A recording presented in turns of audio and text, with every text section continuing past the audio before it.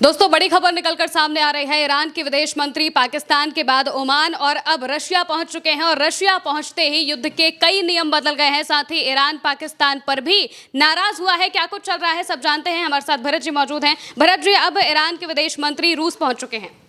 देखिए, और रूस पहुंचते ही ईरान ने इस शांति वार्ता के नियम बदल दिए हैं। ईरान ने अब खुद नियम तय किए हैं और अमेरिका को ये बतवा दिया है कि हमारे नियम क्या हैं। अमेरिका कह रहा था कि आपको यूरेनियम सरेंडर करना पड़ेगा, ये हमारी शर्त है। ईरान ने अब उस शर्त के ऊपर एक शर्त रख दी है। ये बताएंगे आगे आपको ओमान कैसे पहुंचे। जल्दी से पहले खबर दिखा देते हैं, फिर मैं आपसे बतलाता हूं कि कैसे ईरान ने रूस को सेंटर में लेते हुए अमेरिका को घुटनों पर ला दिया है और अमेरिका को ये कहना पड़ गया कि मैं फ़ोन पर इंतज़ार कर रहा हूं, आप प्लीज़ हमको फ़ोन कर लीजिए।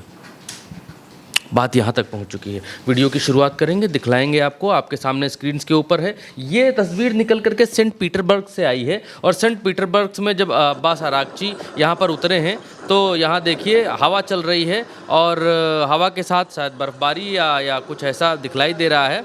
और अब्बास अरागची नीचे उतरते हुए यहाँ पर दिखलाई दे रहा है कि यहाँ पर अधिकारी तमाम सारे जो हैं वो इनको लेने के लिए आए हैं। अगला चित्र जो दिखाई दे रहा है होटल में लेकर गए और आमने सामने बैठकर जो है इनके डेलीगेशन के साथ बातचीत हो रही है। ये रशिया की तस्वीर है, रूस से निकल करके ये तस्वीर आपके सामने आई है। देखिए, रूस में सेंट पीटर्सबर्ग के भीतर हवा में इस समय देखिए हवा में दिखलाई दे रहा है कुछ बर्फबारी जैसी दिखलाई दे रही है। और ये अरागची यहाँ पर उतरे हैं और बॉडी लैंग्वेज देखिए, चेहरे पर मुस्कान अभी जब बैठेंगे ये देखिए चेहरे पर मुस्कान आप देखिए कि किस तरीके से ये आश्वस्त नज़र आ रहे हैं रशिया पहुंचने के बाद। और ये मुस्कान इसलिए है, ये जेस्चर, ये बॉडी लैंग्वेज किस लिए है, हम आपको अभी आगे बतलाते हैं।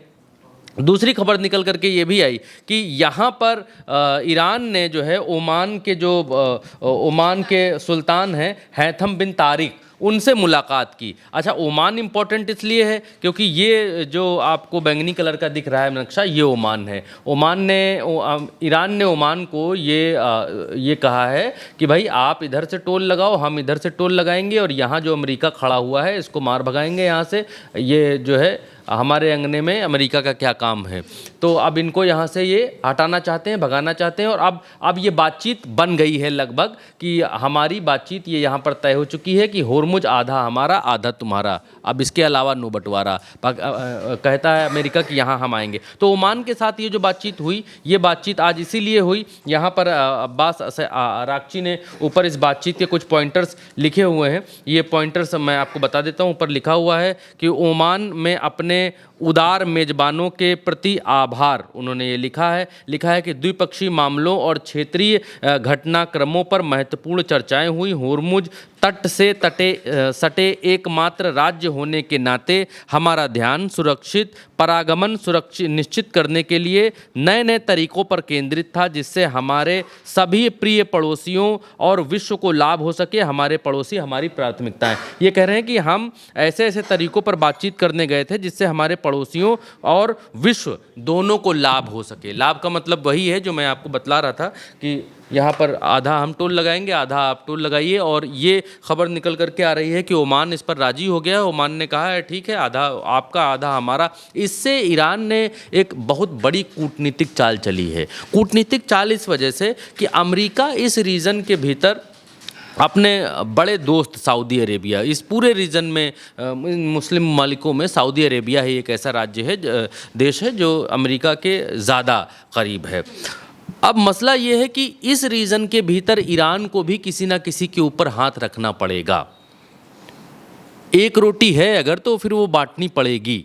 तो अब ईरान ने ये कहा है कि होर्मुज के ऊपर आधा टोल होर्मुज को हम संभालेंगे। होर्मुज का आधा प्रशासन आपकी तरफ पानी भरा है, आधा प्रशासन जो है आप संभालिए। और इस एशिया के इस रीजन में ईरान अपने साथ देशों को ले चलने की जो कूटनीतिक पहल है उस पर काम करना शुरू कर चुका है। चाहे वो होती वाला जो ओमान इलाका है, होती वाला जो इलाका है यमन, और चाहे वो ओमान हो, चाहे वो बहरीन के साथ रिश्ते बनाने हो, चाहे वो कुवैत के साथ और चाहे इराक के साथ। आज तो एक तस्वीर आई कि इराक जब ईरान का जहाज़ पहुंचा आज यात्रियों को लेकर के, तो उस जहाज़ का स्वागत जो है पानी से किया गया, दोनों तरफ पानी की धाराएं मारी गई और उससे उसका स्वागत किया गया। इसके अलावा जॉर्डन से तो ईरान की अच्छी खासी छंती बनती है, लेबनान से छंती बनती है, इसमें कोई दो राय नहीं, सीरिया से छंती बनती ही है, इसमें कोई दो राय नहीं, तुर्की से। अब इस रीजन का जो एकमात्र देश है जो सबसे ज़्यादा अमेरिका के साथ में है आज की तारीख में, वो है सऊदी अरेबिया। यहाँ के जो प्रिंस हैं वो अमेरिका के ज़्यादा साथ बताए जाते हैं। अब ईरान ने ये करना शुरू कर दिया है कि अपने इस रीजन में जितने भी देश हैं, दूसरे देश, छोटे मोटे देश, अब जैसे एक उदाहरण और आपको बताता हूँ, ये सोमालिया है, ये पीला जो कर दिया मैंने, ये सोमालिया है। सोमालिया ईरान के साथ में आ गया। सोमालिया ने कहा कि इजराइल के जो भी जहाज़ यहाँ से निकलेंगे हम उनको रोक देंगे और ये ऑर्डर जारी कर दिया, प्रतिबंध लगा दिया इजरायली जहाज़ों के ऊपर कि ये बाबल मंडेब से कोई नहीं निकलने पाएगा। तो खैर दिशा अलग दूसरी तरफ चली जाएगी बातचीत करते हुए, लेकिन यहाँ पर इन्होंने जो कहा कि हमने सबके फ़ायदे के लिए, अपने पड़ोसियों के फ़ायदे के लिए हमने बातचीत सुनिश्चित की, ये सब इन्होंने यहाँ पर कह के बताया। देखिए ये अब्बास अरागची का ट्वीट है, कुछ भी इधर उधर की बात नहीं है, सीधे खबर की बात करेंगे और खबर की बात आपको बतलाएंगे। उसके बाद जो है यहाँ पर एक बड़ी घटना घटित हुई। यहाँ पर यह हुआ कि ईरान ने ऑफ़र किया यूएस को, डील बदल दी। देखिए यहाँ पर जो बात मैं शुरुआत में कह रहा था, डील यहाँ पर जैसे ही ओमान और रूस का दौरे पर हैं अरागची, वैसे ही रूल बदल चुके हैं। रूल ये बदल चुके हैं कि अमेरिका ने कहा कि हम आपको यूरेनियम धरने नहीं देंगे, आपको यूरेनियम सरेंडर करना पड़ेगा, इसके अलावा कोई बातचीत नहीं होगी। तो ईरान ने कहा, ओ हेलो मिस्टर, एक काम करो, हम तो पहली बात तो पाकिस्तान में हम तुमसे मिले नहीं और मिलेंगे भी नहीं, अब आमने सामने हमारी तुम्हारी कोई बात नहीं होगी। ईरान ने अमेरिका को एक पन्ना थमा दिया, बोले हमारी शर्तें इसमें लिखी हुई हैं। फिर ये किया कि उसमें जो परमाणु, पहले इन्होंने कहा कि हम परमाणु जो है किसी को देंगे नहीं, उसमें से वो काट ही दिया। उस जो प्रपोजल बना करके शांति का दिया है उसमें से वो काट दिया, हटा दिया। बोले कि परमाणु, न्यूक्लियर, यूरेनियम, इन पर बात ही नहीं होगी, बात ही नहीं होगी, ये बातचीत का हिस्सा ही नहीं है, इस पर आगे कभी देखा जाएगा। अभी अगर आप शांति की बात करना चाहते हैं तो आपके हाजमे के लिए दुरुस्त बात ये होगी कि आप इस पर बात ही मत करिए। आपको पूरी दुनिया में मुंह दिखाना है, आप कह रहे हैं हमको मुंह दिखाना है, मुंह ना छिपाना पड़े, इसलिए ये यूरेनियम के ऊपर बात ही नहीं होगी। आप जो बातें बनाते हैं दुनिया में वो आप बातें बनाते रहिए कि हमने इनका यूरेनियम ख़त्म कर दिया, मार दिया, इनको जो है ढकेल दिया, इनको पाषाण में भेज दिया, इनकी सभ्यता नष्ट कर दिया। आप बातें बनाते रहिए, आपके ऊपर शोभा देती रहेगी, लेकिन यूरेनियम पर आप बात ही मत करिए। ना हम बात करेंगे ना आप बात करेंगे। हमारे पास नहीं है, चलो हम मान लेते नहीं है। हमारे पास 6 टन है, चलो तुम मानते रहो हमारे पास 6 टन है, लेकिन हम यूरेनियम पे कोई बात नहीं करेंगे। तो रूस, यमन और पाकिस्तान से होने के बाद, ओमान और पाकिस्तान होने के बाद अब ईरान ने एक बहुत बड़ा मास्टर स्ट्रोक चला है और उन्होंने कहा यूरेनियम पर अब बात नहीं होगी। ना तो हम ये कहेंगे कि हम सरेंडर करेंगे, ना तो हम ये कहेंगे कि हम सरेंडर नहीं करेंगे, ना तो आप हमसे कहेंगे। ये मुद्दा ही कट आउट है यहाँ से। तो ये एक बड़ा परिवर्तन यहाँ देखने को मिला है आज की तारीख में। और उसके बाद हमने तस्वीर ये आपको दिखाई दी कि यहाँ पर ओमान के जो सुल्तान हैं हैथम बिन तारिक, उनसे मुलाकात करते हुए दिखलाई दे रहे हैं। और दूसरी बड़ी खबर ये है कि ट्रंप ने, अभी मैं वही कह रहा था फ़ोन वाली बात, ये अरब न्यूज़ के हवाले से देखिए, ये कह रहे हैं, ट्रंप कह रहे हैं कि Iran can phone if it want to talk, अगर वो हमसे बात करना चाहते हैं तो फ़ोन पर आ जाएं। और Tehran envoy arrive in Moscow, यानी तेहरान मॉस्को पहुंच चुका है। और अमेरिका कह रहा है कि कोई बात नहीं भाई, आप पाकिस्तान में आपने हमसे बात नहीं की, हमने पीठ को भेजा, हमने अपने एक और आदमी को भेजा, अपने दामाद को भी भेजा और आप वहाँ से निकल गए, कोई बात नहीं, चलो हम बातचीत नहीं कर पाए, आप हमसे करना नहीं चाहते थे, जाते तो और बेइज्जती होती। लेकिन अब आप एक काम करो, रास्ता अभी भी खुला है, अमेरिका ने कहा है, आप फ़ोन लगा लो, 0522 11 12 14, ये हमारा नंबर जारी किया। बोले कि लगा लो फ़ोन, हम बैठे हैं फ़ोन पर ही और तुरंत हलो करेंगे। यानी अपनी जो बेताबी है वो जाहिर की है, फ़ोन नंबर तो मैं गलत ही बता रहा हूँ, अपनी बेताबी जाहिर की है इस वार्ता को लेकर के कि हम इसको क्लोज़ करना चाहते हैं, एनी हाउ ख़त्म करना चाहते हैं। क्यों? इसके पीछे मसला ये है, मैं थोड़ा सा समय लूँगा कि बताता हूँ, थोड़ा सा 2 मिनट का। मसला ये है कि अमेरिका ने ये कहा चीन से कि आप ईरान को सामान भेज रहे हैं हमारे प्रतिबंधों के बावजूद, ये नहीं होना चाहिए, हम आपके ऊपर 50% टैरिफ लाद देंगे। चीन ने कहा कि हम तो भेजते रहेंगे, हम क्यों माने, हम आपके प्रतिबंध क्यों मान लें भाई, आप कैसे भी प्रतिबंध लगाते रहेंगे। फिर चीन की तरफ से, क्योंकि डिप्लोमेसी है, चीन की तरफ से एक बयान आया विदेश मंत्री की तरफ से कि हम ऐसा कोई सामान नहीं भेज रहे हैं जिस पर वैश्विक तरीके से प्रतिबंध लगा हुआ हो। ये 2 बयान आए। दूसरा ये, उसके तुरंत बाद ईरान का बयान आया और ईरान की तरफ से ये कहा गया कि चीन अब नया रहबर बन करके उभर रहा है, चीन अब दुनिया, वर्ल्ड ऑर्डर चेंज हो रहा है और चीन अब दुनिया को लीड करेगा, अब चीन दुनिया का नया लीडर बनेगा और हम चीन की रहबरी स्वीकार करते हैं। रहबरी मीन्स कि इसका उर्दू शब्द कुछ डिफरेंस हो सकता है, रहबरी का हिंदी माने कि हम चीन को जो है विश्व शक्ति बनते हुए हम देखना चाहते हैं और हम कह रहे हैं कि अब अमेरिका को हटाओ विश्व शक्ति से, इसको सुपर पावर के दर्जे से हटाओ, ये इस दर्जे के काबिल नहीं है। ये ईरान का ऑफिशियल बयान है और हम चीन को ऑफिशियली जो है विश्व शक्ति और नई सुप्रीम पावर जो है घोषित कर रहे हैं, हम मान रहे हैं कि ये सुप्रीम है। तो अब अमेरिका को किसी तरीके से अपनी सुप्रीमेसी भी बचानी है, क्योंकि अभी तो चीन है और चीन रूस दोनों एक ही हैं, एक सिक्के के 2 पहलू आज की तारीख में दिखलाई दे रहे हैं। तो अमेरिका को एनी हाउ ये चैप्टर क्लोज करना है कि इसको ख़त्म करो। अब बात आई थी तो हम इजराइल के कहने पर हमने मार दिया, इजराइल ने कहा कि भाई मारो, 5-6 दिन में मार पीट के इनको ख़त्म कर देंगे, भाग चलेंगे, लेकिन वो मसला हो नहीं पाया। अब मसला यहाँ तक आ गई है, लड़ाई अब परमाणु की नहीं रह गई है, लड़ाई अब ईरान को स्वतंत्र कराने, महिलाओं को अधिकार दिलाने, लोकतंत्र को आगे बढ़ाने की नहीं रह गई है। लड़ाई इस बात की रह गई है कि ये चैप्टर कैसे खुल गया कि अब अमेरिका सुपर पावर नहीं रहेगा, अब चीन रूस जैसे दूसरे मुल्क आकर के जो है आप सुपर पावर बनते हुए उभरते हुए सामने आ रहे हैं। वो चैप्टर जो हम कभी शुरू ही नहीं करना चाहते थे, वो बात जो हम कभी किसी के लफ्ज़ पर लाना ही नहीं चाहते थे, वो बात हमारे गले पड़ रही है आकर के कि अब हम इनको सुपर पावर नहीं मानते। आज तो एक ने कहा, कल दूसरा खड़ा होगा, परसों यूरोपियन कंट्रीज़ खड़ी हो जाएंगी, बोलेंगे हम ना मानते भाई, इनको ना मानते। और यूरोपियन कंट्रीज़ का तो फ़ायदा भी हो जाएगा, क्योंकि यूरोपियन कंट्रीज सबसे ज़्यादा डरती हैं, यूक्रेन को बफर जोन बना कर रखी हुई हैं कि भाई यूक्रेन बीच में रहेगा तो हम लोग बचे रहेंगे, रूस आक्रमण नहीं कर पाएगा, रूस आक्रमण करेगा तो यूक्रेन को मारेगा। अपना रूस यूक्रेन आपस में एसएसआर थे ही, पहले सोवियत संघ थे ही, लड़ते मरते रहेंगे। इसलिए यूरोपियन कंट्रीज जो हैं, क्योंकि वो अमीर हो चुके, अमीरों को लड़ाई झगड़ा पसंद नहीं, बिल्कुल पसंद नहीं, दूर रहना चाहते हैं, वो अपना ऐश कर रहे हैं, कमा रहे हैं कायदे से और खा रहे हैं। अब यूरोपियन कंट्रीज चाहती हैं रशिया हमारे ऊपर, हमें भविष्य में ख़तरा न बनने पाए।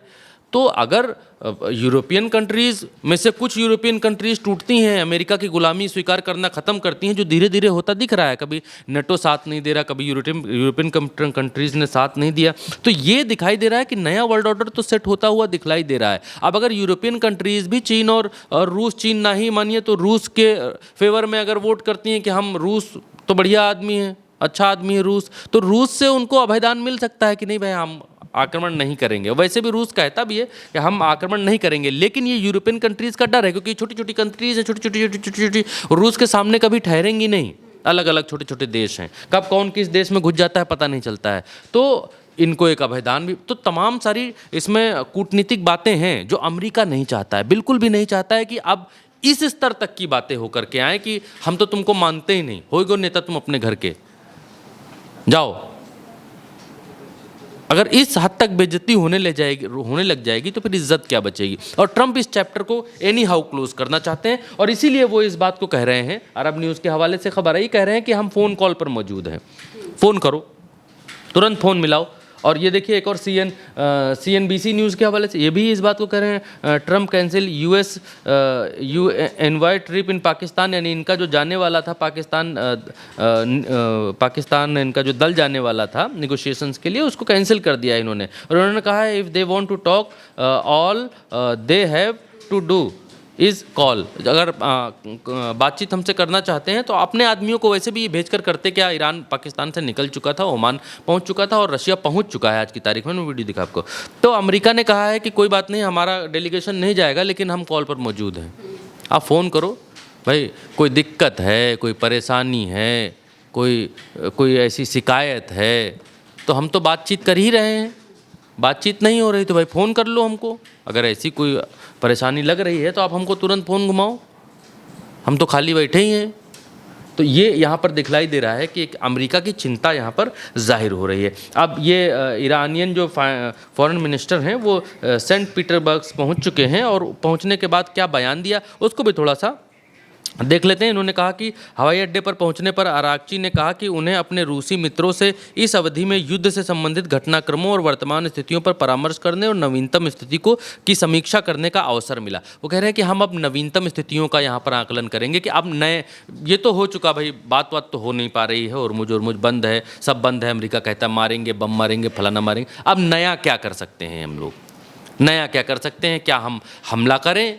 क्या हम तैयार होके बैठे? क्या अमेरिका को हमला करने दे तब हम जवाब देंगे, या हम कोई और रणनीति अपनाएं? तो ये रूस से डिस्कस करने के लिए गए हैं और इस बात को स्वीकार भी रहे हैं कि हम नई परिस्थितियों, नई रणनीतियों पर बात करने के लिए यहाँ पर आए हैं। और इन्होंने ये भी कहा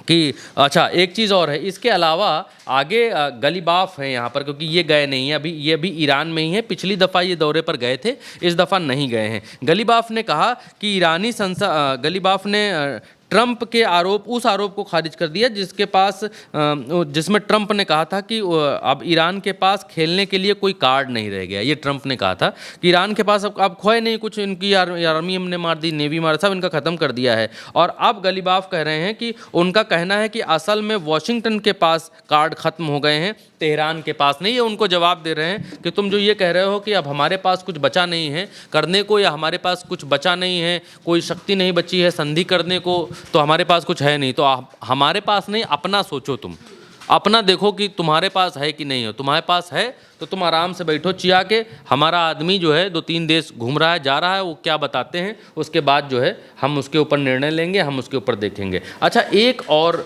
यहाँ पर बातचीत निकल करके आई, जो पहली बार निकल करके आई, स्क्रीन के ऊपर है, वो पहली बार बातचीत ये निकल करके आई कि ईरान के भीतर से पहली बार पाकिस्तान का विरोध होता हुआ यहाँ पर दिखलाई दिया। ये ईरान के सांसद हैं, देखिए इनकी प्रोफाइल मैं दिखा देता हूँ ताकि सनद रहे और साफ रहे, क्लियर रहे कि हु इज़ दिस पर्सन। ऊपर खामने की फ़ोटो लगा रखी है इन्होंने, और नीचे जो है इन्होंने अपने आप को representative of the honourable people of Dashtistan parliament of spokesperson of the national security of foreign policy commission और पीएचडी कम्युनिकेशन साइंस में फलाना, ये इस्लामिक रिपब्लिक ऑफ ईरान और फलाना, ये सब लिख रखा है इन्होंने। अब ये इनकी ये प्रोफाइल है। अब ये कहते क्या हैं, ये कहते हैं Pakistan is a good friend of neighbour of our, हमारा अच्छा दोस्त है, but it is not suitable for intermediatory for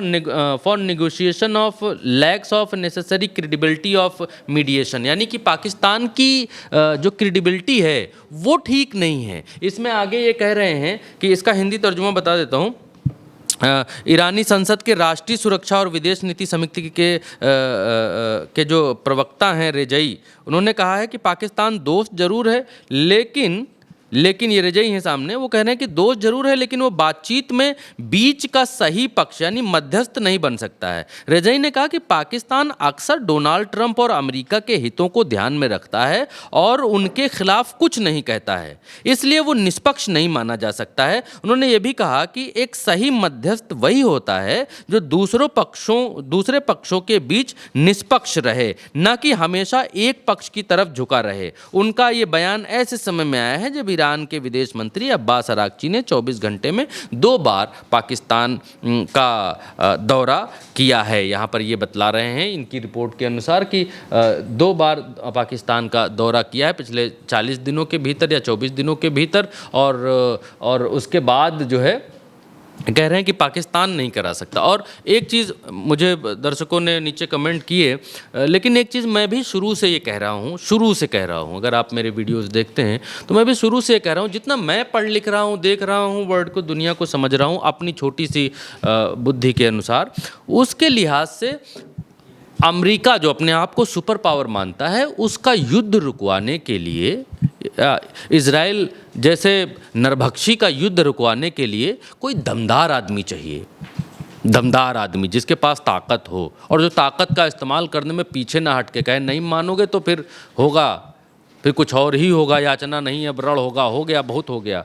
तो पाकिस्तान तो ऐसा करने वाला ही नहीं है, कभी नहीं करने वाला है। ये बात ईरान ने भी ठीक लिखी है, ईरान के जो सांसद हैं इस बात को ठीक कह रहे हैं कि भाई पाकिस्तान का झुकाव पहले से अमेरिका की तरफ दिखाई देता है। तो जब अमेरिका की तरफ दिखाई देता है, और वो हमारा दोस्त भी है, नो डाउट कि वो हमारा दोस्त है, लेकिन हमारा दोस्त पूरी तरीके से हमारा दोस्त नहीं है। हमारा दोस्त दुश्मन का हिमायती भी है और वो हमारा दोस्त भी है। तो इन परिस्थितियों में क्या वो संधि करा सकता है?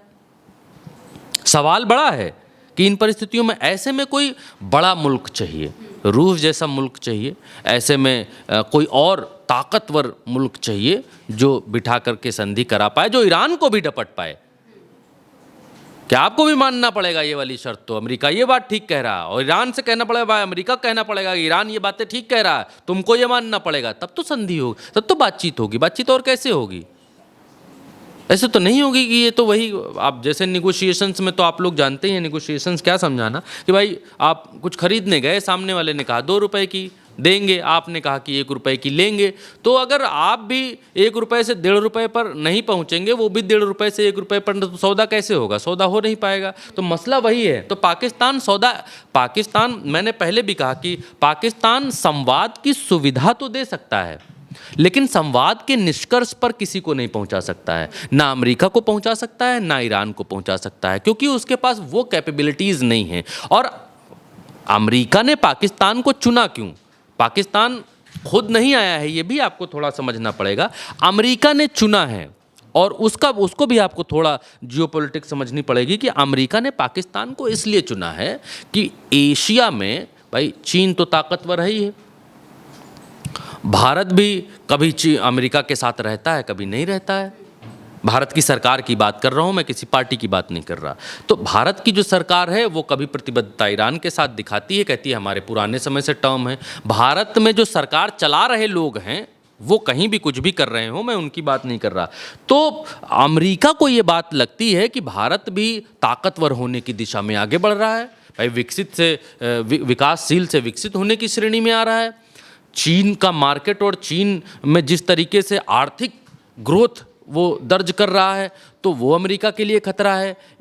अगर एशिया के भीतर कोई दूसरे मुल्क के ऊपर हाथ रखा जाए, छोटे मुल्क के ऊपर हाथ रखा जाए और ये कहा जाए कि भाई तुम बहुत अच्छे हो, तुम ग्रेट हो, तुम सर्वशक्तिमान हो, तुम सब कुछ हो, तो बाकी के एशिया के जो हमारे ऐसे मुल्क हैं जो सीधे तौर पर दुश्मन हैं या जो सीधे तौर पर दुश्मन नहीं है, कूटनीतिक तौर पर साथ रहते भी हैं और नहीं रहते हैं, तो उनको पीछे किया जा सकता है, धकेला जा सकता है। गांव में अगर आपको किसी बड़ी शक्ति को या बड़े शक्तिशाली परिवार को या बड़े शक्तिशाली वर्ग को आपको पीछे ढकेलना है, तो बड़ी शक्तियां हमेशा यही करती हैं कि किसी गरीब के ऊपर, किसी कमज़ोर के ऊपर हाथ रखती हैं और उसको बताती हैं कि भाई जो है जुगनू भाई अपने जो है बहुत महान आदमी हैं और जुगनू भाई के कर्मों को दुनिया याद रखेगी। तो गांव में जो मजबूत शक्तियां हैं वो फिर किलसेंगी, वो फिर चिढ़ेंगी और संदेश भी जाएगा कि भाई जब लखनऊ से कहा जा रहा है कि जुगनू भाई बढ़िया आदमी है, तो लखनऊ वाले भी कहेंगे कि भाई देखो जुगनू भाई के लिए गांव में बहुत बढ़िया कह रहा, राजधानी लखनऊ उत्तर प्रदेश की कह रही जुगनू भाई अच्छे हैं, तो दुनिया भी जुगनू भाई की तरफ देखेगी। तो अमेरिका का वही स्टैंड यहाँ पर है कि जो आगे बढ़ रहे हैं मुल्क हमारे लिए ख़तरा हो सकते हैं, इनको पुश बैक करो, इनको लाइमलाइट ही मतलब इनको पीछे फेंको, और जो कैपेबिलिटीज़ जिसके अंदर अभी कम हैं उसको आगे लाओ। तो मसला ये है, अमेरिका भी यहाँ पर खेल रहा है और ईरान उस खेल को बहुत बखूबी समझ चुका, वो अपने रीजन में वो खेल रहा है। सऊदी से नो बात, इराक से बात, ओमान से बात, और एक और देश नाम भूल गया मैं, अभी आपको दिखलाता हूँ अगर मुझे मिल जाता है। हाँ, सोमालिया से याद आ गया, सोमालिया से बात और बाकी देशों से, कतर से, बहरीन से, कुवैत से बात। तो ये ईरान भी अपने यहाँ कर करके दिखा रहा है कि भाई जो सीधा अमेरिका के सरपरस्ती में है उससे बात ही नहीं, कोई बात नहीं। तो ये अब होता हुआ दिखलाई दे रहा है। चीज़ें चेंज हो रही हैं बहुत तेज़ी से, चीज़ें चेंज हो रही हैं शर्तों में, चीज़ें चेंज हो रही हैं समझौते में, चीज़ें चेंज अमेरिका करने की कोशिश कर रहा है एशिया के वर्ल्ड ऑर्डर में, और ईरान चेंज करने की कोशिश कर रहा है विश्व के वर्ल्ड ऑर्डर के भीतर। तो ये बड़ा डेवलपमेंट देखने को मिल रहा है। बिल्कुल, यानी कि मौजूदा वक्त में ईरान ने साफ कह दिया है कि अब जो बातचीत होगी वो परमाणु पर बिल्कुल भी नहीं होगी, नई शर्तें रख दी हैं। और जिसके बाद डोनाल्ड ट्रंप कह रहे हैं कि फ़ोन करके बातचीत कर लो, अब सामने से बात वो भी नहीं करेंगे। तो देखना होगा कि आखिर ये बातचीत आखिर जाती कहाँ है। फिलहाल के लिए मेरे साथ इस खबर में इतना ही। आप देखते रहिए उल्टा चश्मा यूसी।